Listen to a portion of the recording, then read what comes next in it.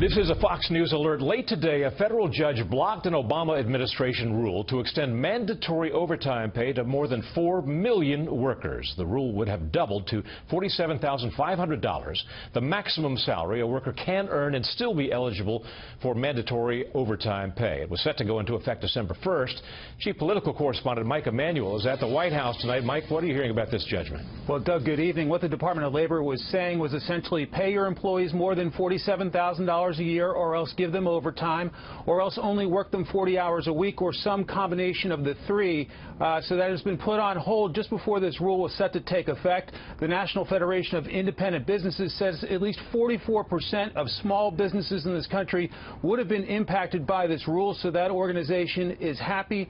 No immediate reaction from the White House to this breaking news. Doug? And Mike, President Obama has already made it clear that he is not going anywhere politically after he moves out of the White House. He is already, in his own words, reserving the right to be critical of his successor. But are the president's high-profile intentions counterproductive for a Democratic Party desperately in need of its new leadership? Well, Doug, it is interesting to note that as the Democrats do a postmortem after the 2016 election, looking at what went wrong, a lot of the names we're hearing about moving the party forward are the same names. After massive losses in the 2016 election, President Obama remains one of the few national faces of the Democratic Party. And with plans to stay in Washington after leaving office, it sounds like Mr. Obama wants to be part of the rebuild. I don't think that there has to be a complete overhaul here. I think that there does have to be better organization, a smarter message. There's also generational conflict, for example, over who should lead House Democrats in the new Congress. Longtime leader Nancy Pelosi is trying to hang on to power by making calls and offering concessions, while Ohio Congressman Tim Ryan is a younger, fresher face trying to defeat her.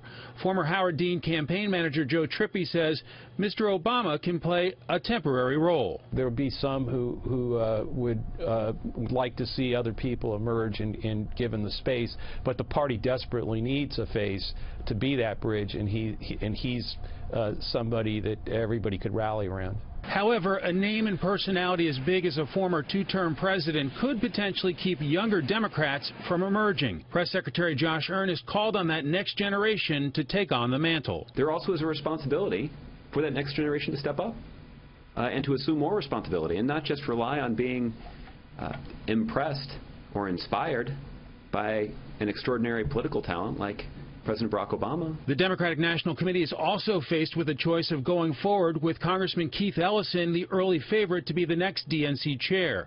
But he represents the Bernie Sanders and Elizabeth Warren wing of the party. The other options may be a return to the past, former DNC chair Howard Dean or former Maryland Governor Martin O'Malley. A prominent Democrat floated the idea of someone else who might be looking for something to do come mid-January. Joe Biden is the one person who I think could bring the party together. The progressive wing of the party, the left and center wing of the party, and start giving a cogent message to those working class Democrats who abandoned us. The vice president's office would not comment on whether the vice president is interested, but again, that would be another big-name Democrat bailing out the party after its bench has been depleted in recent elections. Doug? Mike Emanuel from the North Lawn. Thank you, Mike.